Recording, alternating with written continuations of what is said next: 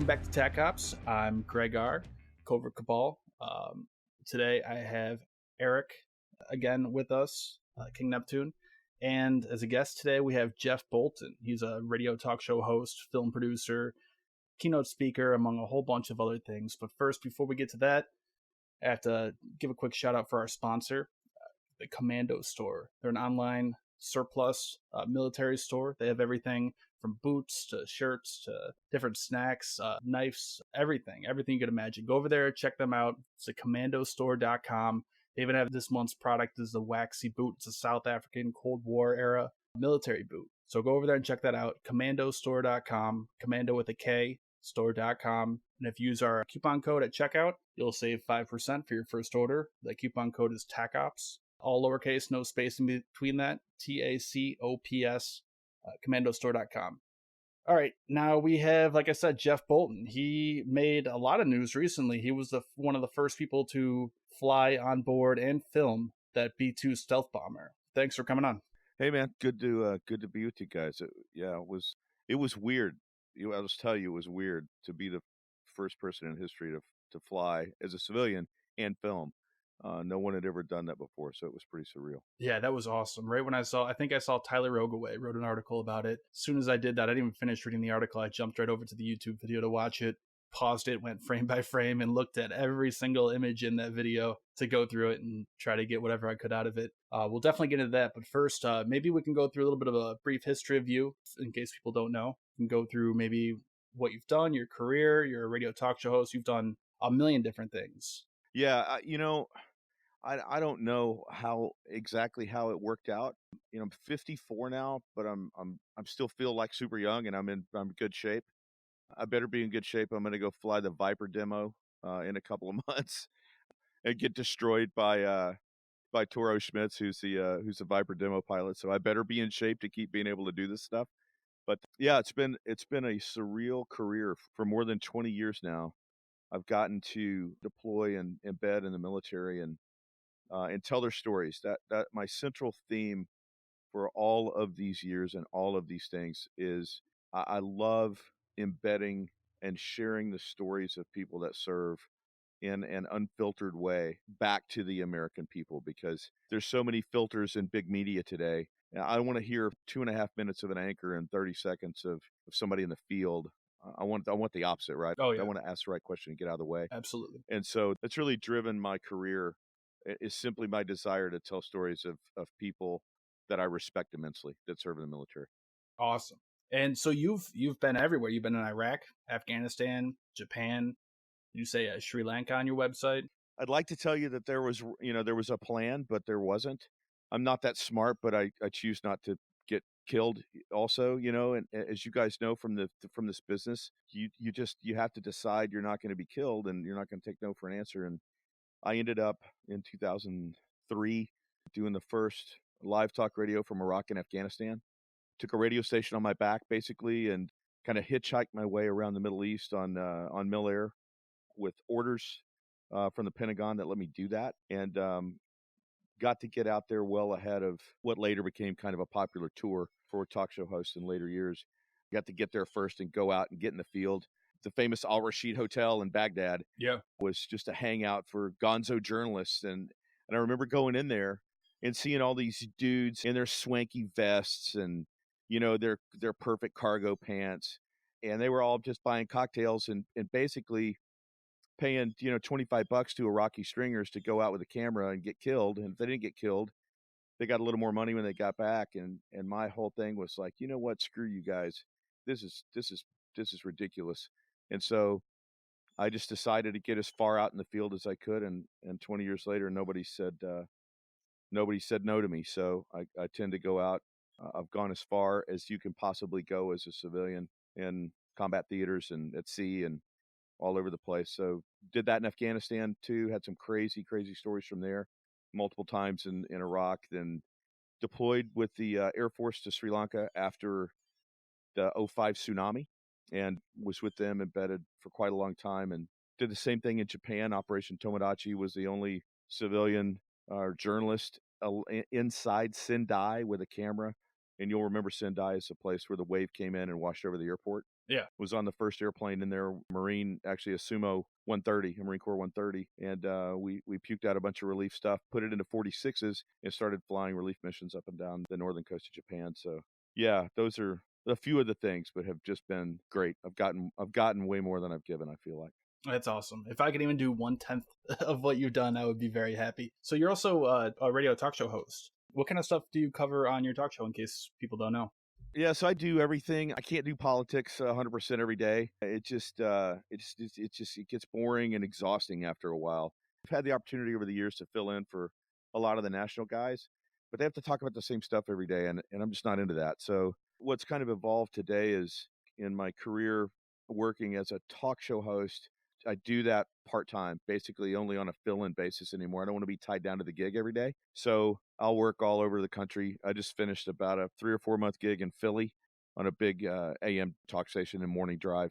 So, but I talk about everything. I mean, I do politics, I do religion. I don't do a lot of sports radio, as they're of lower species, so I don't do much of that. That should bring a smile to both your faces. Somebody was going to get that, right? Yeah, that was pretty good. That's pretty good. I give the sports guys grief all the time. I'm like, you know what? You guys can talk about ball sacks all you want to, but when the world goes to hell, they're tuning into us. So it's funny. All my sports talk dudes, they don't appreciate any of that. But It's funny you say that. I'm wearing a Rangers jersey, by the way, as you say that, so I was kind of laughing a little bit. Dave, I'm a Rangers fan. Don't get me wrong. I love sports, but the eternal quest to talk it to death, I'm not into that. So I'd rather talk about stuff that I think is a little more meaningful. So That's how I've always been. Yeah, I always wanted to go out and play the sports. I didn't want to talk about it. I couldn't talk about it for very long without going out there. So yeah, I do everything. I take a lot of calls, and I take guests that are good. If somebody's not good, we just tend to not have them back. But nobody wants to listen to me for 3.5 hours a day. So I tend to take a lot of calls, and I take 1 or 2 guests at least a show, and that's the life I choose. I grew up as an only child. We didn't have a lot of resources, so we didn't take a lot of vacations and do things like that. So I discovered the world in books, started reading just voraciously from the time I was tiny, and that really kind of set me on the path, to talk radio and writing and film and the other stuff I've gotten to do. Awesome. And now you're also working on a 12-part documentary series. Yeah, so this stuff is hard. You guys get this. This is what I'm going to describe to you is somewhat esoteric, but I think it has to be done. So, right, everybody just craps on the millennials today. And I don't think that that's fair to them, because, the very people that crap on them are the people that raised them. And they went, hey, here's a ribbon for getting out of bed in the morning at 11 o'clock. And then if they didn't turn out to be so great, I kind of feel like their parents and that kind of generation turned their back on them. And I don't agree with that. And I don't think that millennials are lost. I don't think they're a lost generation. I don't buy all that stuff. I think you have to meet people where they are at whatever age they are. Every generation learns differently and has different influences. And so I wanted to do Guardians, which really looks at the role of U.S. nuclear forces and its job, if you will, to keep peace around the planet. But I wanted to do that both through the eyes of millennials, for them as well. So I've got that in pre-production right now, raising money to get that done. Again, you guys know this intimately because of what you do, that we're going to have to make a decision about whether or not we're going to continue to have a nuclear triad and what that's going to cost. And all of those things are coming up as the people that created it are all getting ready to retire. And so, people that are 25, 30, 35 years old are about to be in charge.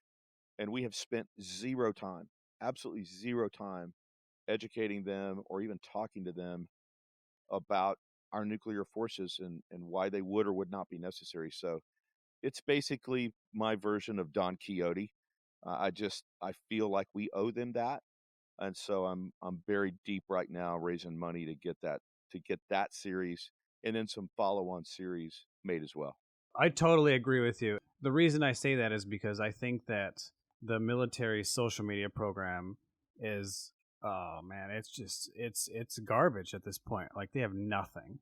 There's a few really good accounts. The Army's got some really good ones, like I've talked about before. Pearl Harbor's got a really good one. There's some really interactive, good social media outlets out there, but that's what they're really trying to look for. They're not going to watch CNN. They don't give a shit. They have no care about that. They want to get on Twitter. They want to get on Facebook. I guess it's kind of going on the way out, I think. But Twitter, Instagram, all these ones, they want to listen to that, and Yeah. there's nothing there. They have nothing. They're not even trying to put out propaganda. It's literally nothing. Yeah. Like, they're not even putting anything out, and it's just like I completely agree with you. I think they really need to start pushing that.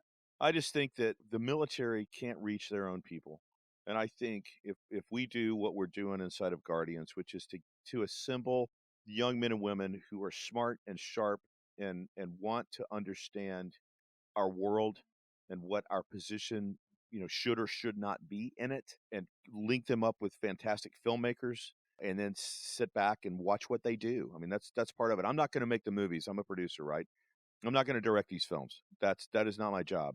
But putting young men and women in place who can take this content that is heavy, to put it politely, and translate it and bring it down to a point to say, hey, you may not choose to support this mission. You may not think we need to do this, but you must understand what it is. We've got to do better in reaching out to young men and women in this country to let them know exactly what the nuclear mission is. We need to talk to them about space. We need to talk to them about AI. We need to talk to them about human trafficking, in a way that meets them where they are. I go back to that theme again. And you're right. Nobody's doing that. It really bothers me that nobody's doing it. And so I'm kind of a fan of tipping at windmills and doing stuff that's hard. And so just decided to take that on. It's an interesting topic because you're right. Millennials, for the most part, did not grow up with the Cold War. So it's completely different. You say duck and cover to a millennial, they're going to look at you like, are you high? They don't know that, right? And we haven't taught them that. And so again, that's on us. That's not on them. I just get tired of seeing them getting beat up all the time. I don't think they deserve it. And I'm just tend to be one of those people that I'm not just going to hell raise about it. I'm going to do something about it. And so that was the reason that we formed a not-for-profit called Educational Media Enterprises, just to raise money to do these film series and be able to distribute them to reach that generation of people. Because, when I'm drinking a Mai Tai and smoking a cigar on the beach in Hawaii, they're in charge.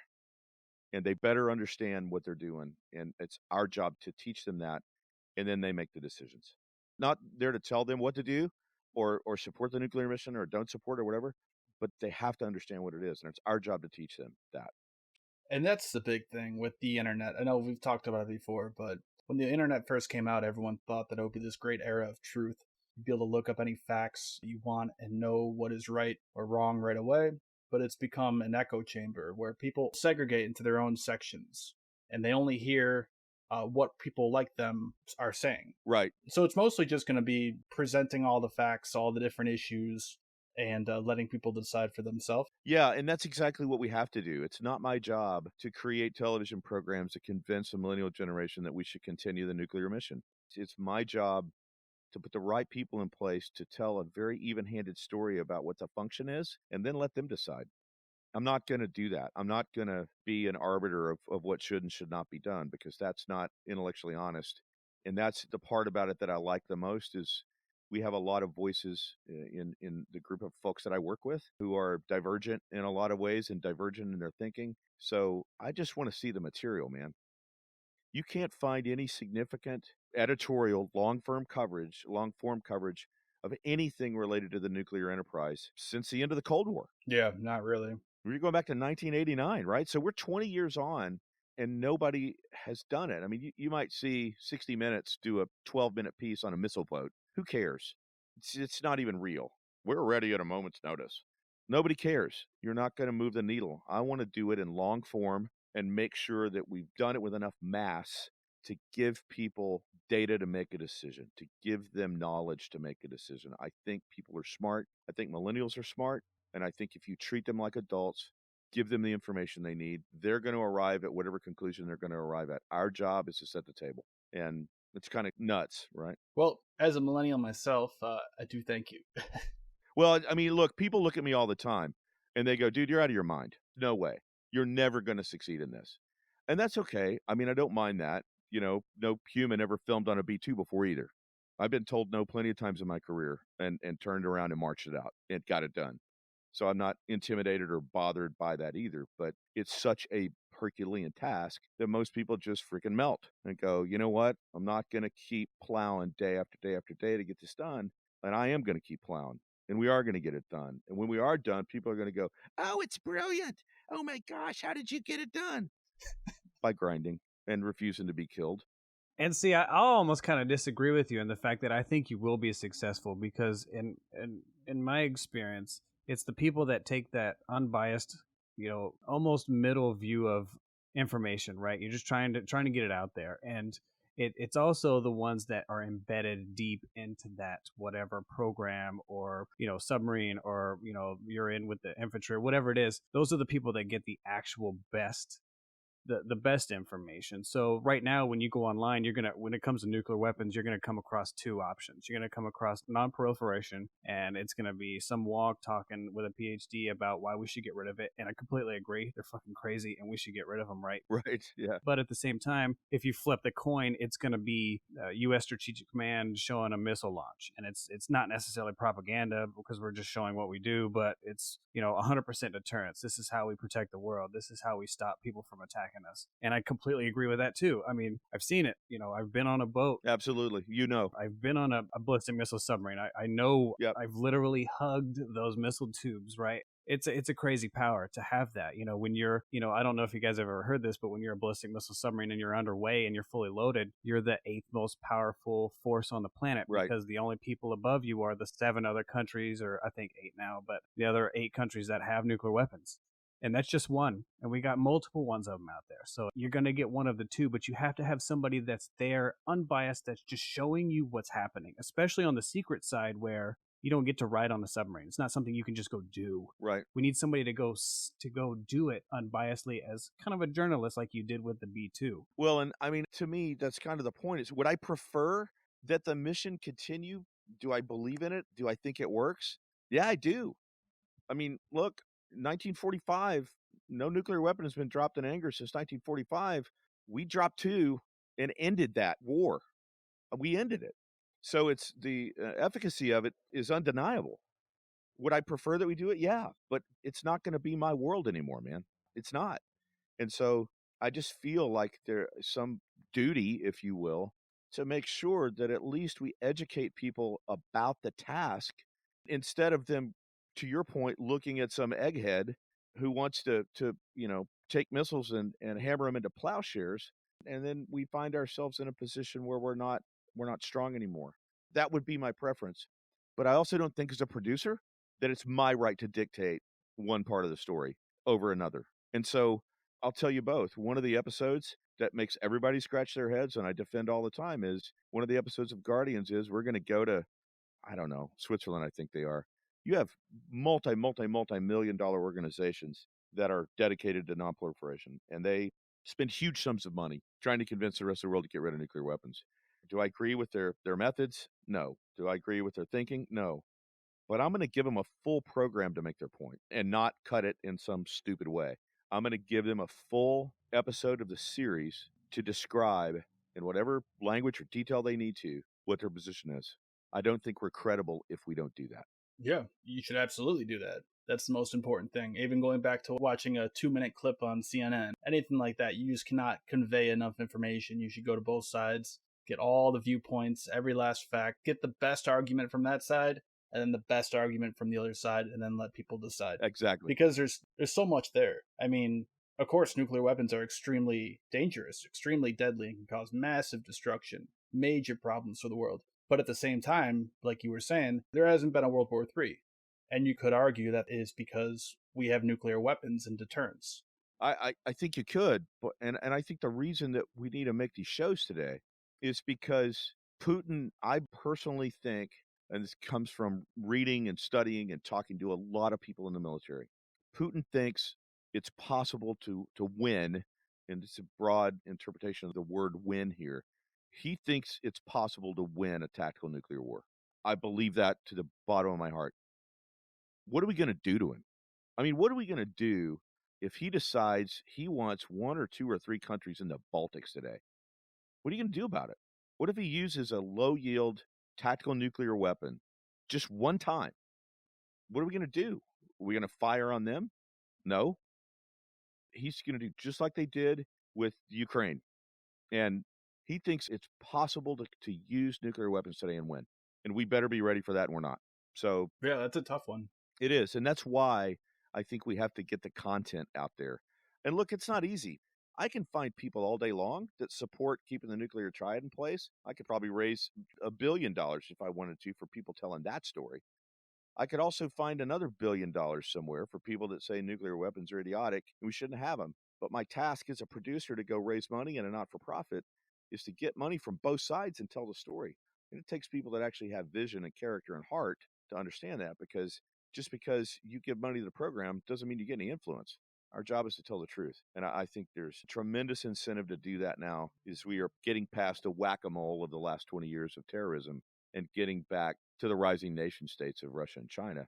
I think the timing for the content for Guardians is great. But I'll tell you, fellas, it's a ball buster raising the money. But that's okay. I signed up for it. Oh, man, we live that daily. How are we going to raise money and quit our jobs to do this every day? I get the struggle. Yeah. Maybe we can move on then to the B-2. I know that's what most people probably are most interested in. Now, how did that come about? If you can get into that a little bit, that you were able to get a ride on the B-2 stealth bomber. Yeah, so it's tied into the Guardians series in this way. What I felt like I needed to do, for as much reading as I do and as much as I thought I knew about, what they call the nuclear enterprise, which basically is the nuclear triad plus all the command and control pieces. And, if you say triad today, they go, well, it's not really a triad. It's 14 elements of it. Okay, I get it. Most people still think of it as a triad, right? Of ballistic missile submarines, land-based missiles, or the surface-launched ballistic missiles, and then bombers, so B-2 and B-52. I felt like I needed to dig deeper to get us prepped to make the Guardian series. And so what I decided to do was about what's going to end up being probably a 1.5 year long analysis of the nuclear mission and enterprise as it sits today. And so I contracted with the Defense News Organization. That's defensenews.com, the group.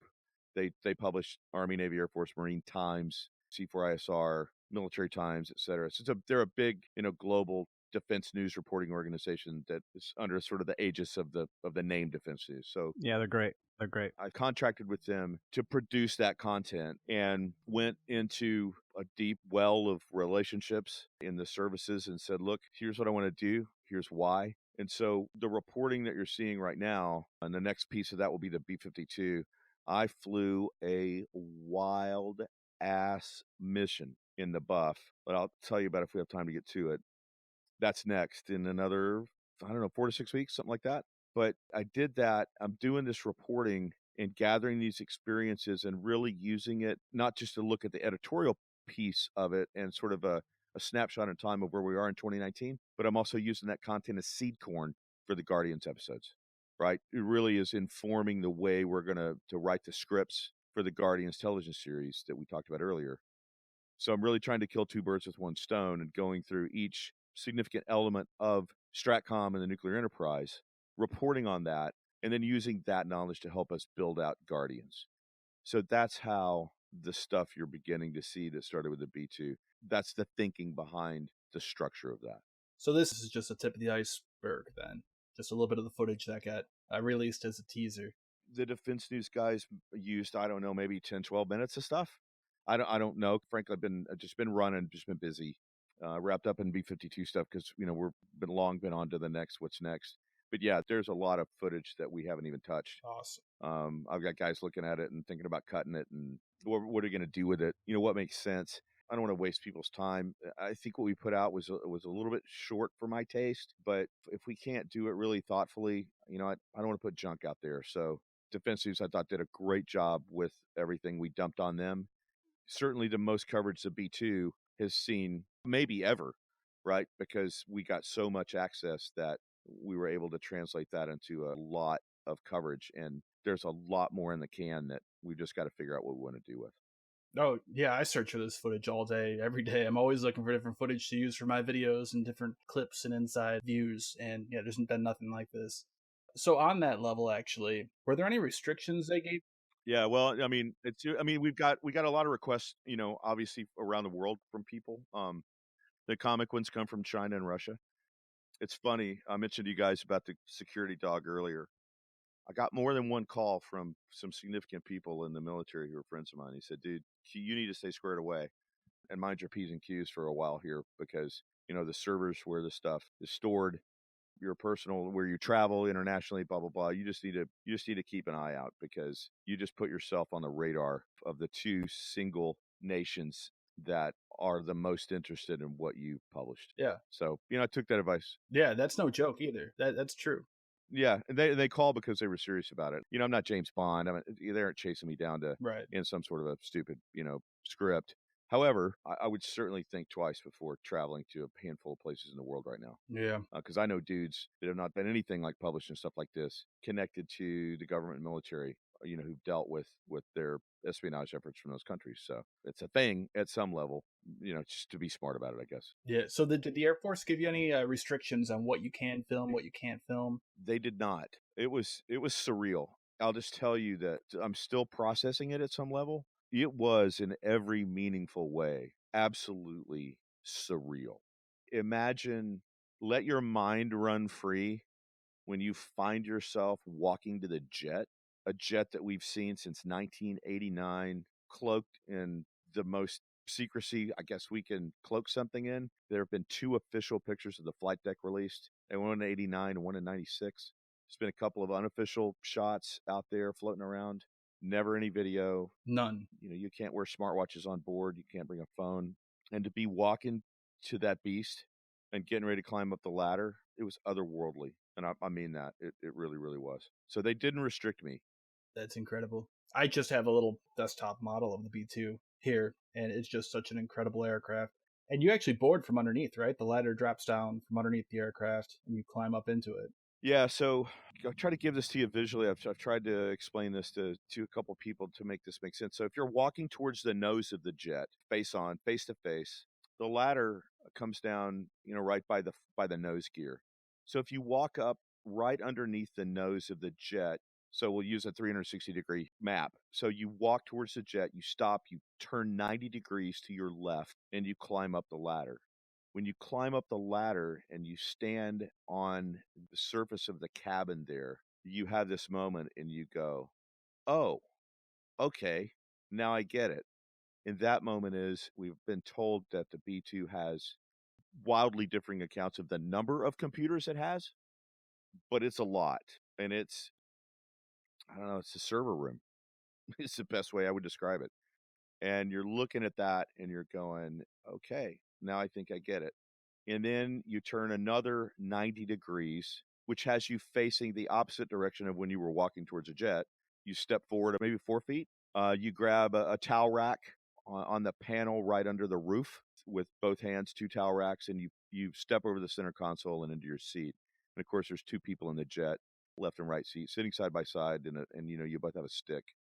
And you get in, and that iconic bubble shape that sits on top of the jet, to look out of it instead of looking at it for 30 years was another one of those moments when I just literally could feel the hair standing up on my arms inside the flight suit.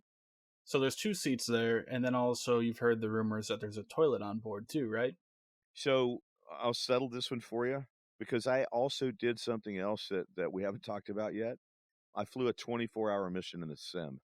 They require all of their weapons school students to fly a 24-hour mission in the simulator because you have to obviously demonstrate your proficiency in weapon systems, but you also have to demonstrate that you're not claustrophobic, you're not going to freak out, and you can handle being cooped up, sleeping aboard, using the head, having chow, and whatever, right? So it's just kind of a mental challenge you have to go through. So I did that.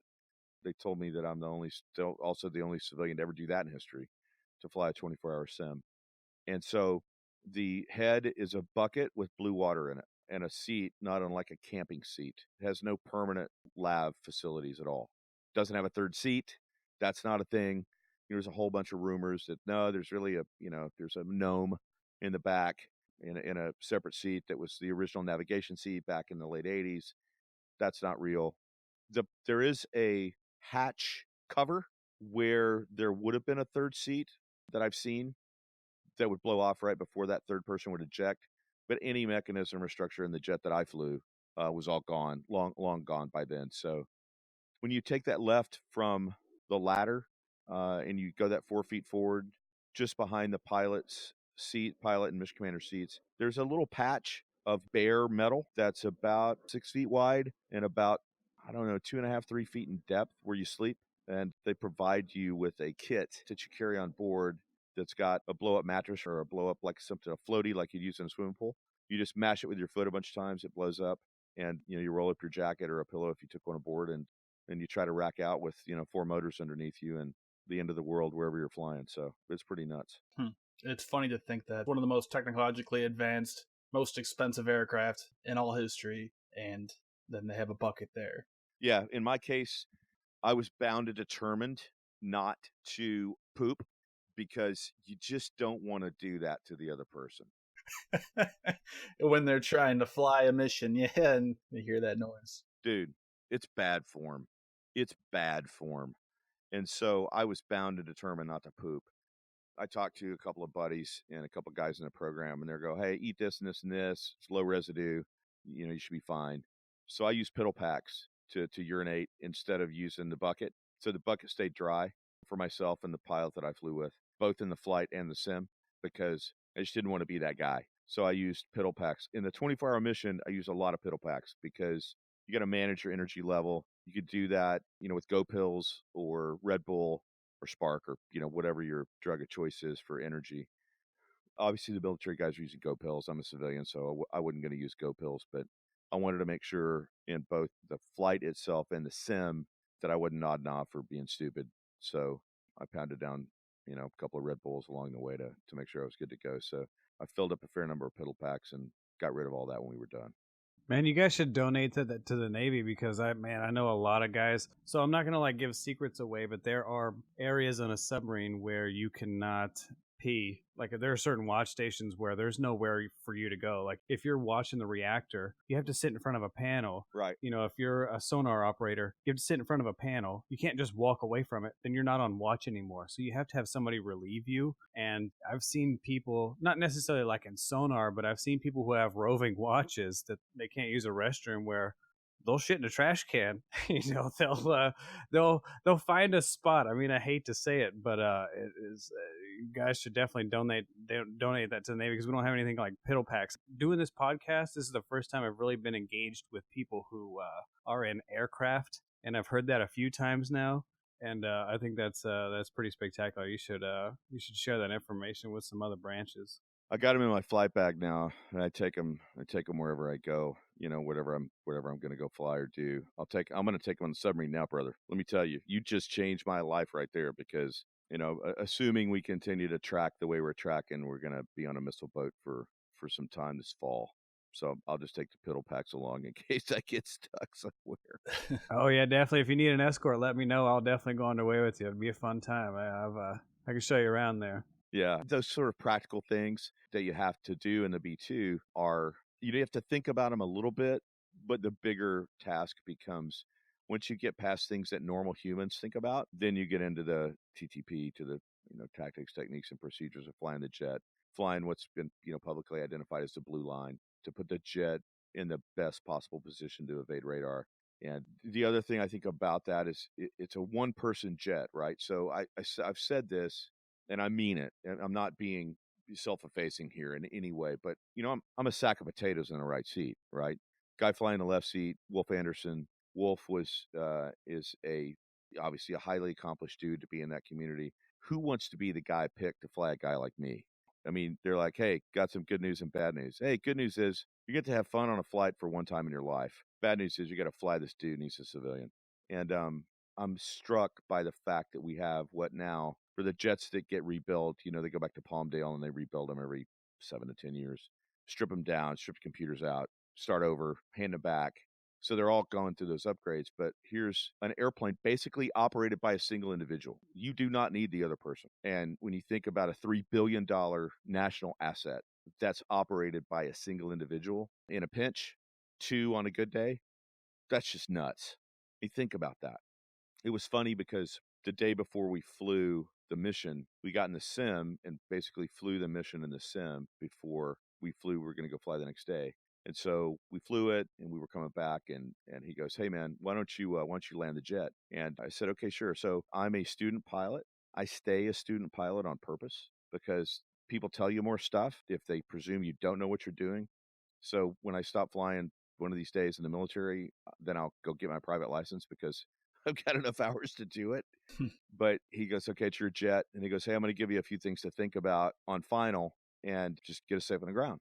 Okay, no problem. So I rolled out a little bit right of center line, kind of evened it back up. And he said to me, "Look, this thing, it loves to fly. And you're going to get a ground effect, and you're going to have to push the nose over. So it's got a stick, right, instead of a yoke." He said, "You're going to have to push the nose over because it does not want to land. You get a big, giant, fat cushion of air underneath that flying wing. It does not want to land. You're going to have to make it land." Check. Got it. Gear down. Spoilers out. It doesn't have flaps. It has spoilers. We're dirtied up and ready to land. We come across the threshold, and we're floating, and he comes on comms and goes, "No, really, you're going to have to get the nose over." I'm like, holy cow. So I finally pushed the stick over and got the nose gear, got the mains down, got the nose gear down, stayed on center line, just right of center line, got down, slowed down, got on the binders, and got down and taxied off on the last taxiway, which is not a big deal. And he looked over at me, and he had kind of this wry grin on his face, and he goes, "Well, that's good news." And I said, "What's that?" He goes, "Well, if I eat the fish tomorrow and it all goes bad, at least you can get us on deck." I'm like, that's cool because, we've only had one crew that's ejected out of the B-2. They both survived, thankfully. And I got to meet and talk to one of them too, by the way. Well, that was right after takeoff. That's right. That was in Guam. We had that sensor problem, and the aircraft pitched nose up, and they tried to get it under control and fought it, and they punched out at the right time. It was a good decision, but it was just kind of funny. I mean, it brought home to me, a little bit of humor brought home to me the fact that the other person in the jet has a bad day for whatever reason. One person, $3 billion national asset with nuclear weapons or 20 tons of bombs, and you got to land. It's on you. You got a tank, and you got to land. So I just found that whole thing just wicked insane. So you've flown on the Super Hornet, the Harrier, Viper. Did anything besides the bucket with the blue water really stand out as different on the B-2? Yeah, for sure. So I haven't actually bagged a flight in the Super Hornet. Most of my time is in the D. I've got a lot of hours in the D model of the original Hornet, of the Legacy Hornet. Oh, that's right. Maybe one of these days get some time in the Rhino. Yeah, so it's a 2G max. That's the first thing that will kind of get your head wrapped around it. You cannot take that jet over 2Gs. I've heard and read various reasons about why. My common sense tells me that if you over G the jet more than that 2Gs, that you're probably going to crack some coatings, and you're probably going to have some seams on the underside of the airplane where the RAM material and all the other stuff they paint it with is going to separate. That would make sense, yeah. Yeah, so it flies very elegantly, I would tell you. It feels a little bit underpowered, but it flies so elegantly because of the design of that wing that you feel good. You feel like you're a good pilot when you're flying it because you don't do anything quickly and you do everything very, very, very smoothly. And so I said it flies like a dream in a very, very precise profile. You don't do anything in the airplane that's quick, and you're super precise and super smooth. The jet will take it. The problem is, as I understand it, if you're going to maintain the stealthiness, then you just need to be very, very careful about putting G on the airplane. So, you think about 2G max, that's nothing, right?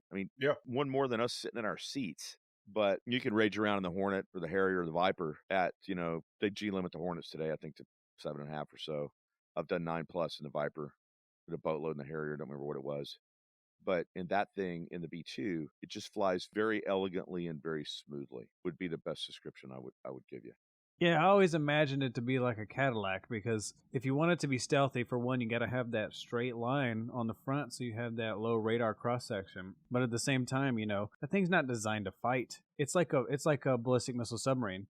Those things are a lot slower. They don't maneuver very well. I remember when we went underway one time, we ended up in a war game scenario with another one of our ballistic missile submarines. And it was so dramatic how badly we beat them that our captain, and this was the captain that ended up getting fired, he's kind of an asshole, but he was like, I'm going to drive right on top of them. I'm going to go right over them, and I'm going to blow sands right on top of them. I'm going to literally blow shit all over them because fuck them. You know, like, Right. they suck so bad. We beat them every single time. They didn't win one time. Fuck them. Like, they suck that bad. Right. So he drove right on top of them. And as a A-ganger, I'm like, okay. He's like, blow sands. Here we go. Blowing sands right on top of the USS I don't want to name state. Understood. You know, Yeah. I can imagine that, you know, that they're bombers. You know, they're not designed to fight. You know, I don't know if you've ever played any like online games or something, but the bombers always suck whenever you get an actual fighter against them. You know, the old bombers used to have guys that would sit there in those little glass bubbles with guns and fight back. But nowadays, you know, what is a B-2 going to do? There's nothing. Like, they literally have bombs and they can hide in the darkness, and that's about it. You know, there's no fighting back. No. So what's the point in going over 2Gs, you know? Yeah, you know, you've got to fly that profile. And man, look, I'm going to state the obvious here, but they're good. Holy cow, are they good? I mean, I remember getting out of the airplane and getting out of the sim and going, I would not want to be the jackass from Vlad or Z or any of the other, you know, fools around the world that was targeted by those people. They are hard men and women. And it's no understatement to talk about we all sleep at night because of men and women that get on the boats and get into the B-2 and the B-52 and go do the work. Man, they are hard. They're smart. They're dedicated. They're badass. I say about them all the time, and I tell both of you, they're rock stars and they don't even know it. Absolutely, and they have to be. They have to be extremely well trained. The B-2 has 0 defenses. It doesn't carry chaff or flare. It can't shoot back. Right. You said it can't pull more than 2 Gs or a little more than that. Nope. Yeah, 2G. I mean, if it gets detected, it's done. Yeah, and it turns around and runs. I mean, it can't even go supersonic to try to escape. Wolf had 3 checklists out at one time. He literally had 3 checklists. He had checklists on both knee boards and a checklist that was sitting in the center console. His throttles were on his left. He was flying left seat. I flew right seat. And mine were on my left. And he had another checklist that was to the left of my throttles. You know, following those things just religiously. I mean, it's, I hate to sound like Jason Garrett for the Cowboys, but it's a process. It's a process in every meaningful way. And I'll say this too, and I haven't said this out loud, but you guys will get this, and because I'm not trying to be flippant by saying it, but what I'm going to say to you is true. When you're sitting in a jet and you're looking out the windscreen, you know, it's got that mesh coating on it, and just the shape of the cockpit bubble. When you're looking through the front too, there's a big, you know, there's one big hunk of metal that goes vertically down the middle, right? And then you've got the 2 pieces of the windscreen, and then another 2 hunks of metal, and then the piece to your right and to the pilot's left. When you look out the nose of that thing, it looks like looking through Vader's mask. It really does. Yeah. If you're a Star Wars person, it literally looks like looking through Vader's mask. And I could probably never prove this in a million years, but I think the guys and gals that designed the airplane in the 80s, after Star Wars came out in the 70s, built it after Star Wars, huh? Hell yeah. They went, the one thing they did is they went, you know, the properties of the cockpit bubble work. And if we could do anything to kind of make it look more Vader-like, we should do that. And they did, because it looks like that. When you're looking out from the inside, you feel invincible. It's just a bizarre and surreal feeling to be Vader, to be the real thing sitting in the seat. Now, how was the view? Awful. I'm having a brain fart right now. I forget the word for it. But don't the windows actually wrap all the way around the side of it? They do. So you can actually see almost all the way out to the left and the right. Yeah, but it's accurate in description of where the windows are. Very, very, very difficult to see out, because you've got a heavy mesh to absorb the radar waves in the actual glass. But you also, where you're sitting inside the jet is, you know, several feet back from the glass, both from the side and the front. It's really hard to see. So we had another stealth bomber that was going to join up on us, and he called in on radio, and Wolf and I both started looking out the windows, and he kept calling where he was, couldn't see him. Finally, he popped up at about 9 o'clock on my side, and I'm like, hey, I got a tally. And it's hard to see out of the airplane. Not good. Not really solid visually. Right. I actually noticed in your video, when you pan all the way over to the right, you can see where it says link 16, and that's the data link they use. So you can get some sort of picture. Obviously, that's not perfect if you were in a dog. Well, you're not going to be dogfighting in a B-2 anyway, but you'll have some sort of idea of what's around you through that. Absolutely. But what I'm talking about, I'm talking about purely in the visual realm. Right. And like with other B-2s, we had 2 other airplanes up there. There were airplanes up there within a mile of us, and you couldn't see them until they turned away from you, and you went, "Oh, there they are." Just because, as you guys, as everybody knows, the B-2, it just shapeshifts based on what angle it's presenting to you, right, from whatever position you're in. I mean, it's hard to see visually. I can see why fighter pilots with ratty radars would get frustrated because your radar can't see it. You might pick up a visual during the day, but if they turn away from you at certain angles, you're done. You're going to lose it. It just turns from an airplane that has the length of an F-15 front to back, the width of a 737, and when it turns away from you or goes to a certain angle, it looks like looking at the side of a ruler. So it's a little spooky when you've got those other B-2s around you. If you don't have a precise radar lock on them or radar imagery to see them, you can't totally depend on your visual because they're hard to see. Just in general, they're spooky. When I was a kid, I grew up in Dallas, Fort Worth, and we would see them. This was mid to early 90s, and they would randomly fly them during the day. And so my dad worked for one of the local police stations as a mechanic, and he came home one day and he goes, people keep calling the police station saying they're seeing UFOs during the day, and there's like this, it looks like this black, they keep calling it like a Batman's airplane or like, some kind of like black wing. And I didn't understand what he was talking about. He's like, but they're calling all day. And then one day I was driving towards I-20 in Dallas Fort Worth, and I swear I saw it. And we were just like, whoa, that's what they keep calling about. And he's like, oh, I get it. They're flying some kind of plane out here. And man, it was freaking people out for a long time. And, I remember being just a young kid going like, okay, so maybe this is what the UFO thing is. Yeah. Like, I don't know, but I'm literally looking at this thing flying around here. Yeah, it's eerie. I had a similar story as an adult. I think the first time I ever saw it fly, I was in Nebraska. We were out at some friend's house in south of Omaha in the swimming pool, just out in the pool, just chilling out, having a good time. And somebody goes, "Look," and nobody heard it. And it was like 1,000 feet overhead. And we were in the swimming pool, and we turned around and saw this, this triangular shape with the serrated edge that you couldn't hear a peep from until it was well past you. And I mean, it still evokes that same sense of wonder, but also the sense of just evil. I mean, one of the funny things, here's just another sort of anecdotal thing. I was at an air show at Tinker Air Force Base, and the B-2 came and did a flyover. It made 3 passes and then went on about their way. It's so menacing and so intimidating, but it's not just the shape. It's when you get inside the squadrons. I flew with guys whose their sort of mission. Oh no, you're call perfect, sign man. Go for set it. Is Doom. Doom. You have the B-52 guys I think are Doom. The B-2 guys are Death. So we're flying in the B-2, talking to air traffic control at Whiteman, and air traffic control comes up and says, Death 1-3, which was my flight, Death 1-3 lost a radar contact. And we're dirty, right? So nav lights are out. There's an antenna out. So they can see us, theoretically, right?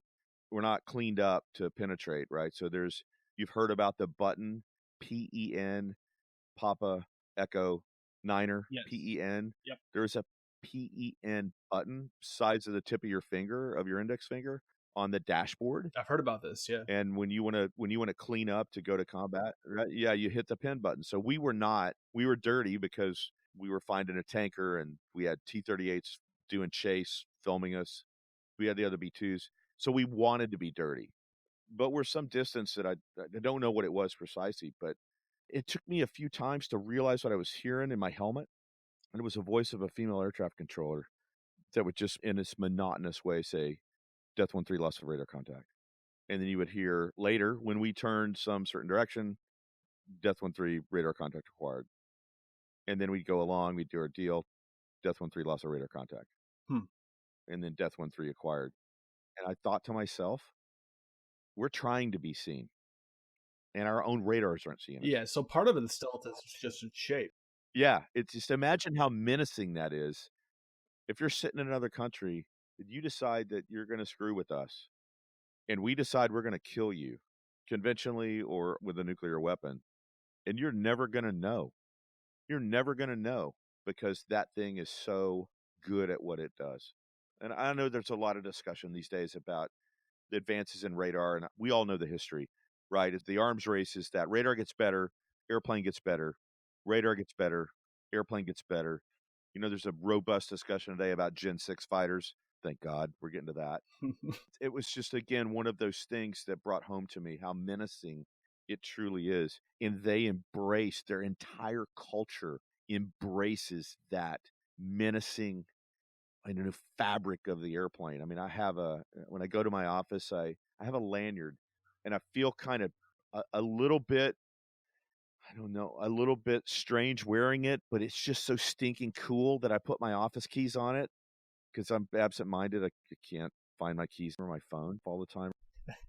I know what you mean, yeah. So I wear their lanyard, and the lanyard says it's them. It's black. It has red printing on it. It's the shape of the B-2 from over or underhead, and it says the devil's own. Fellas, they own it. They know who they are. You know, I think that where that importance comes from in stealth, just from living that life, that's what we did. You know, that was what our job was hiding in the water. That's your life. Right. You know, if you lose that stealth, if for whatever reason a panel flies off and you got this thing just flipping in the wind, and now you've got this thing that's just looking like a big giant mirror reflecting the light back, you could lose your life, because remember, that thing only does 2 Gs. You're done. It has no defenses at all. It has no countermeasures. It has nothing. And it has no speed. Yeah, it's nothing. You couldn't go Mach 1 in that thing if you lit it on fire. It's not going to happen. I mean, it's 100% in believing in the technology and that the technology works. And I mean, look, this is not what they told me, but I know they test them routinely against the most modern air defenses that are out there. And so, you know, there's an element to your point of when you live it in totality. And so the idea that they have the power to end the world in the bomb bay of that airplane, they embrace it. Death 1-3. I mean, the B-52 crew that I flew with, Doom 8-2, 20 Alchems, nuclear-tipped air-launched cruise missiles, 20 loaded on the jet. Death 1-3, Doom 8-2. They get it. They know who they are. They understand their culture. And that airplane, when you see that menacing black triangle with a serrated edge, it just embodies their focus and who they are. I think it's amazing.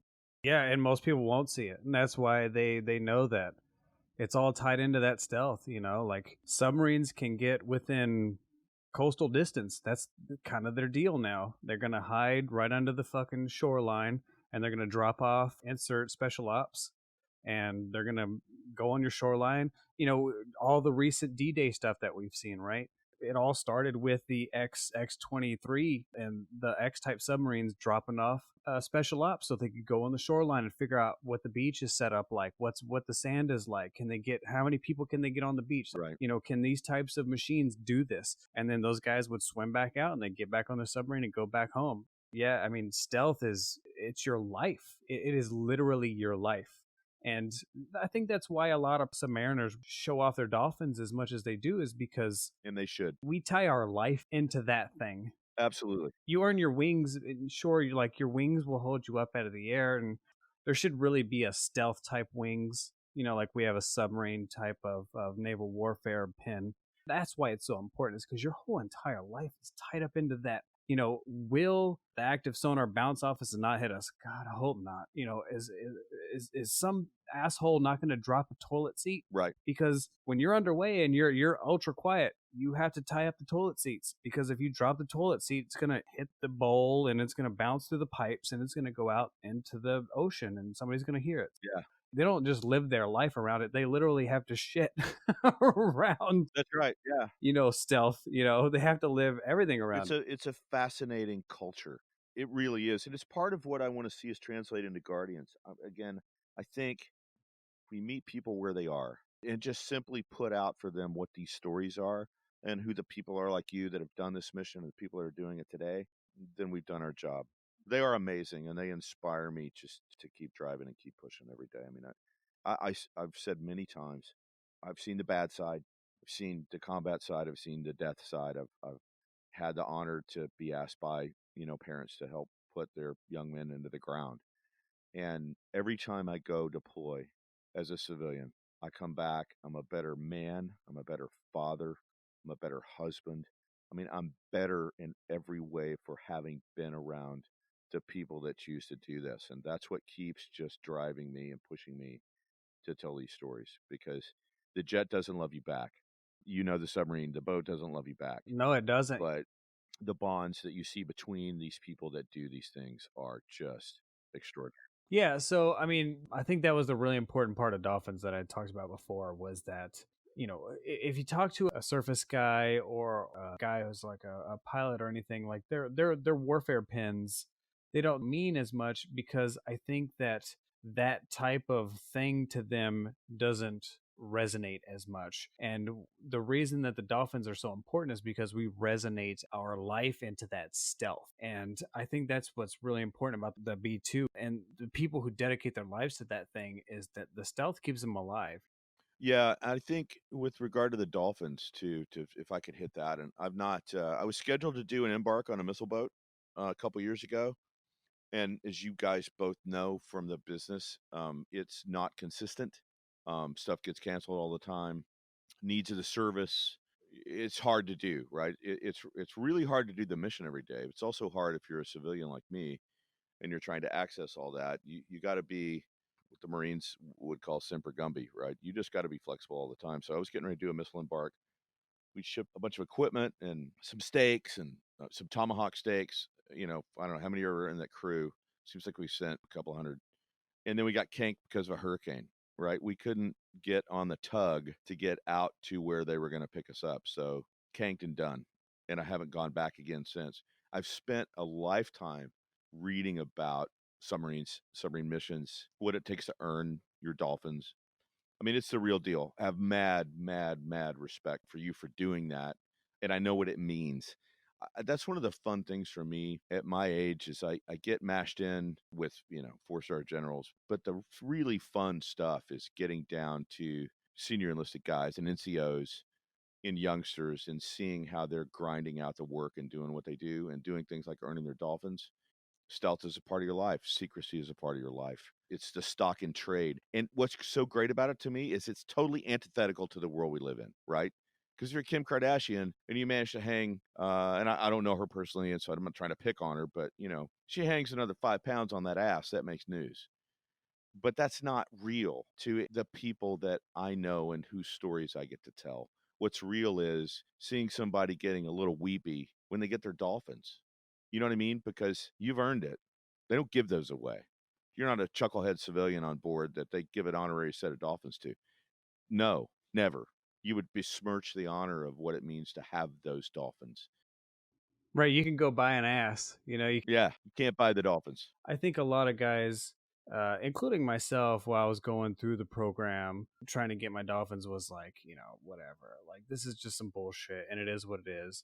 But I think the long-term perspective and why it is so important to people is because you're tested with it all the time. So when you're a nub, when what we call nubs, Yeah. or non-useful bodies, right? The guys without Dolphins, you're going to get to a point where you can't put a fire out, or you don't know the procedure for this, and you could put somebody's life at risk. Sure. You could do something stupid. You could go into a wrong place. You could open the wrong door. You could just do something wrong, right? Because you're just that ignorant. You just don't know.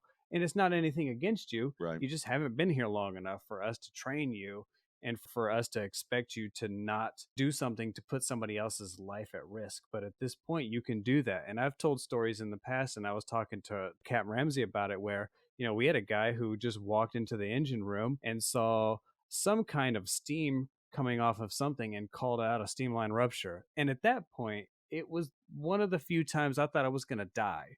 Because when you call away a steamline rupture around a nuclear reactor, that's kind of a big deal. It's yeah, Right. you're gonna die like a crab. Yeah, absolutely. You're gonna get cooked with steam, there's not a way I want to go out. I would much rather this thing go way deep and just implode, and I go out like in a millisecond.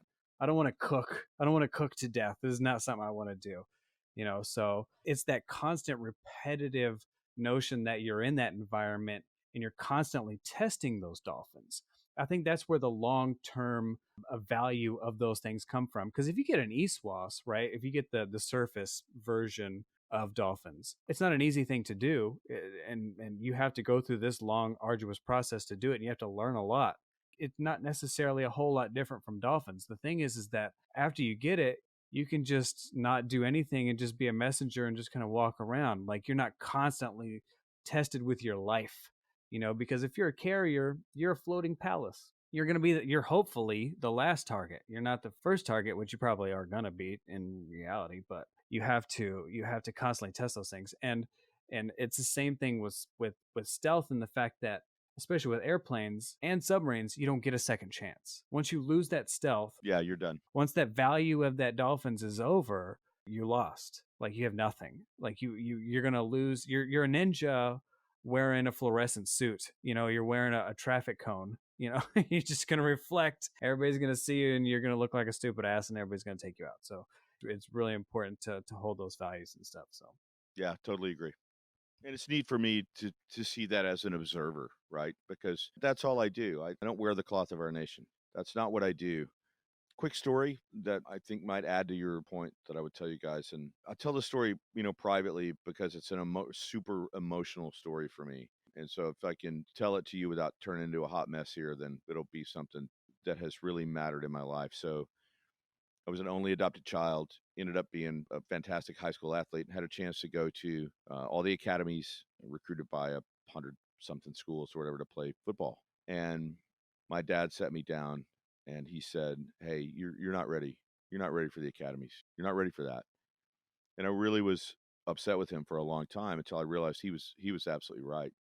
And then went off in the bohemian years in Manhattan, and back to that strict Baptist upbringing, sort of rebelled against that, not sort of, maybe completely rebelled against that. And, I didn't feel like I was accomplishing something in my life that I was supposed to do, but I didn't understand what that was. It was in my early 20s, and, I didn't know much. When I started down this career path of telling stories of our military people, it got me exposed to the life that I wanted. I mean, I was a kid in Texas in the old school swing sets that they don't let you have anymore because I suppose they could kill you, although I don't recall they killed any of us. I was coming out of that swing set as a skinny, rail thin, 7-year-old to be a Blue Angel. I mean, I launched myself out of that thing, threw my arms out to the side, and for a few seconds, I was a Blue Angel. I mean, the life that we've talked about is the life I wanted. But the truth is, I was too immature. And especially in math, I wasn't good enough. I simply wasn't good enough. And my dad was smart enough and I respected him so much. My dad was smart enough to say, "Son, you're just not ready for that." And so in my mid 20s, working in a job for a Fortune 50 company that I won't name, fine people, nothing wrong with them, but don't want to embarrass them in any way. My life was just dead. I'm like, am I going to be just a worker bee for the rest of my life? And I kept in touch with military aviation, which I had since I was a kid, reading, studying, watched all the documentaries, did all the reading, did everything. And then one day I had an opportunity to write about Marine Corps fighter pilots, specifically Hornet guys in VMFA 332, who had added some technology to the jet called ATARs. They said to me, "Hey, come on out to the base, fly the simulator. We'll describe this to you, and this will all be great." And I said to them, "Look, I've been in simulators before, and it's neat, but I can't learn anything. And so I need to fly if I'm going to tell your story." And they said, "We don't fly guys like you." And I said, "Look, I understand that. What I'm telling you is, for me to professionally, accurately tell your story, I need to fly with you." And the guy goes, "Okay, I'll call you back in a couple of days." He calls me back and he says, "All right, look, here's the deal. If you can get through Navy water survival like we do, we'll fly you in the jet." I said, "Great, no problem, but I don't have 28 grand or whatever the number was." He goes, "Don't worry about that. We've got slots. We can get you in the class. It's not going to cost you any money. You got to get yourself out there and you got to pass." So I was the kid at age 7 who got pushed in the pool. So I hated the water, but I didn't tell him that.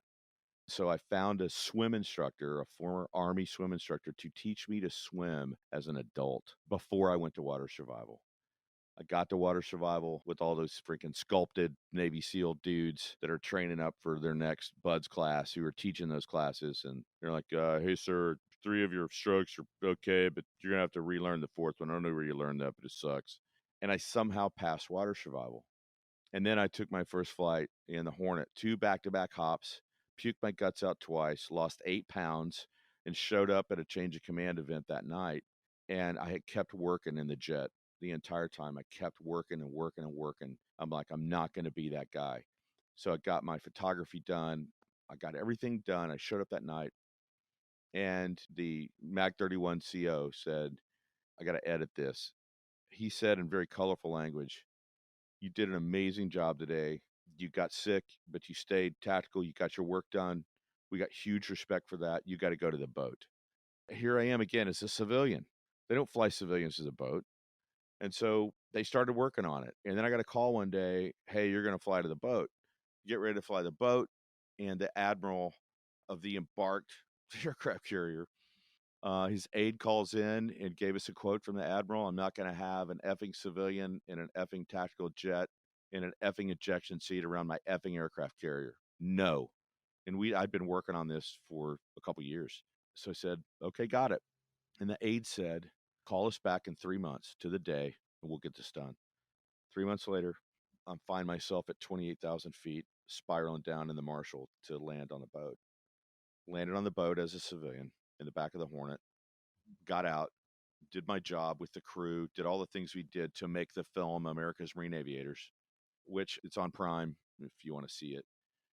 At the end of that, I'm telling you, fellas, this was one of the hardest moments of my life, and yet one of the greatest moments of my life. We'd been on board for 8 days or something, and I'm wiped. We're briefing at 4 a.m. I'm the only guy that can fly in the jet, so we're running the cruise, interviewing, we're doing all the stuff. You know, it's 18, 20 hours a day, no kidding. For us as civilians on the boat, and we're almost done, and I'm sitting at the front of the ready room, and there's just nothing left of me. I'm just so spent, and I'm also like emotionally freaked out.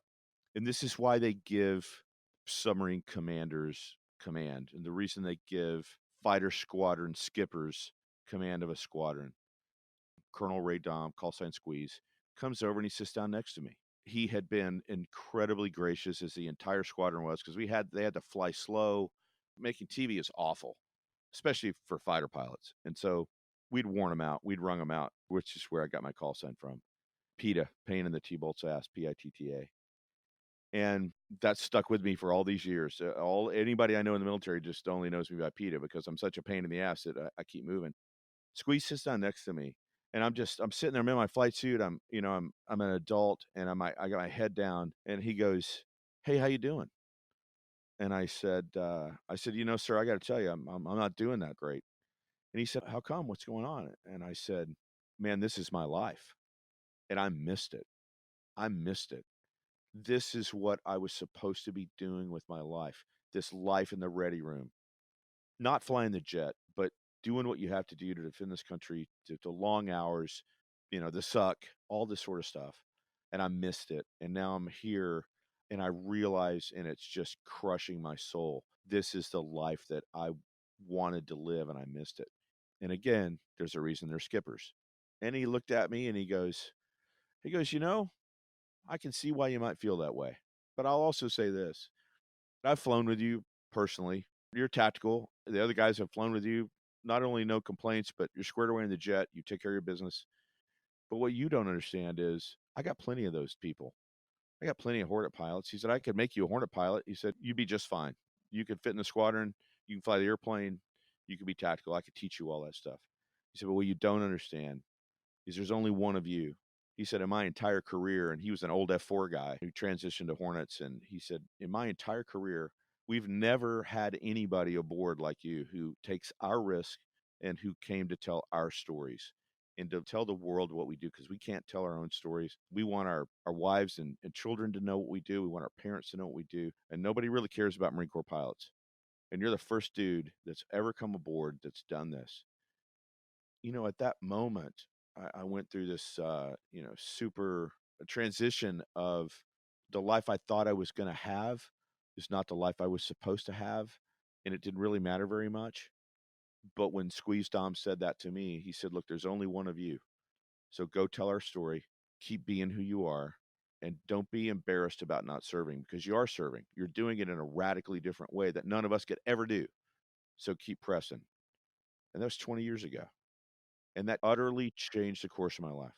Yeah, I mean, we face that when we do this podcast. When I talk to Greg about guests, I tell him specifically, like, I don't want active military guys because they're just so scripted and there's so many rules they have to follow. I don't want to get them in trouble. I don't want to ruin their careers because they say something stupid. Like, I would much rather talk to the veterans who are not really directly connected anymore, especially if they've been out for a long time. It's a lot easier to talk to them. And as a podcast, we can't officially talk to them because, they have those rules. But when you do your type of shows and the type of media you produce, you get to show that. You actually get to show that type of thing that we can't do from the outside.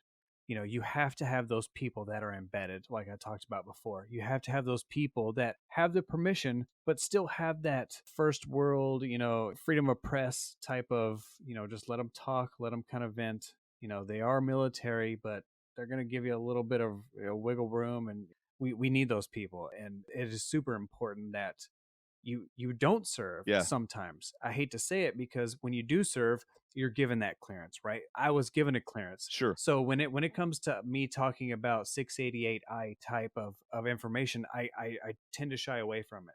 But when we talk about carriers, I'll talk about it all day. Like, I don't care because I don't honestly know shit about them. I've never been on one other than to, I have a story about stealing tools. We were sharing a pier with them.